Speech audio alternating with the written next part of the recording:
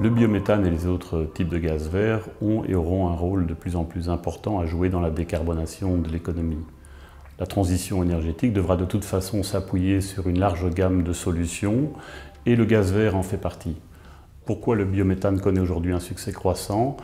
Lorsqu'on épure le biométhane qu'on obtient peut être injecté directement dans le réseau de distribution de gaz naturel. Et ce gaz vert peut être utilisé directement à la sortie du réseau chez le client, tant pour des besoins de mobilité, résidentiels ou industriels. Le premier projet remonte à 2018 et le premier projet en Wallonie en 2020. Mais on constate qu'il y a de plus en plus de projets et aujourd'hui on compte à peu près une vingtaine de sites en cours de développement. Le site des Bonvillers illustre parfaitement la diversité du potentiel en Wallonie, ainsi que l'importance de projets locaux supportés par des acteurs issus du monde agricole et qui travaillent en bonne intelligence avec les communes et avec le gestionnaire du réseau de distribution. Penser local est une des clés du succès d'un projet d'injection de biométhane.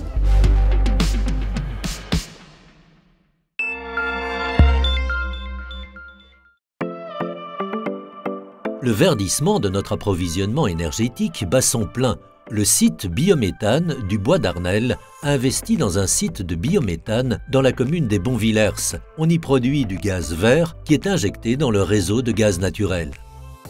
BBA pour biométhane du Bois d'Arnel, c'est une unité de biométhanisation agricole qui valorise principalement des coproduits agroalimentaires, des sous-produits de l'agriculture, mais aussi des cultures énergétiques. On va produire du biogaz et ce biogaz va être épuré, injecté dans le réseau de gaz naturel pour produire du gaz naturel vert, donc du biométhane. L'entreprise collabore avec des agriculteurs de la région qui fournissent des déchets agricoles pour produire le biogaz. Ces produits seront donc à la base du processus de production d'énergie verte.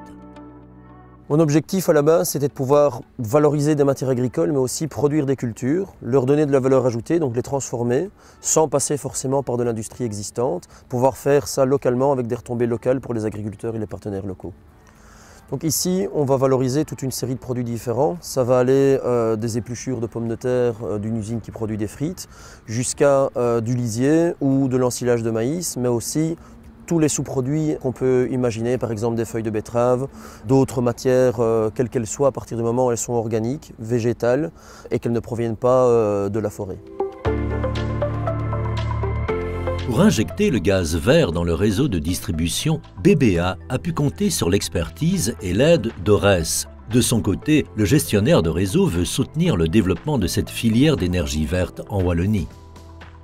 Le rôle d'Ores dans la construction de cette installation a été d'accompagner M. Breton, le porteur de projet, au cours des différentes étapes afin de faciliter la réalisation de ce projet.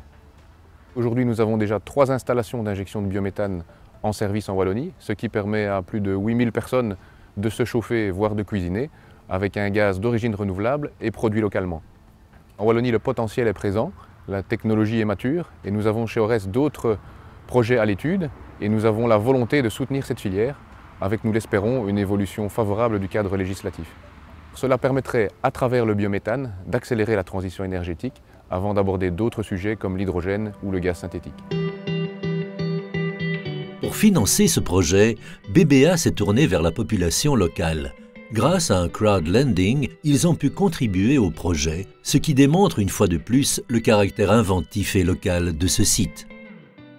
Donc le financement du projet a été assez complexe, assez laborieux. Maintenant, on a fait appel à du crowdlending, qui n'est pas du crowdfunding, donc c'est du prêt participatif, qui a été fait avec la société Econova, qui est spécialisée là-dedans.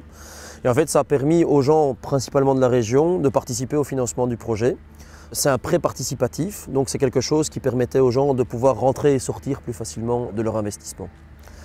Quelqu'un qui veut se lancer dans un projet de biométhanisation, il faut tout simplement y croire. Il faut avoir de la persévérance et ne jamais reculer face à ses idées et surtout ne jamais reculer par rapport aux mises en garde des personnes qui peuvent vous entourer.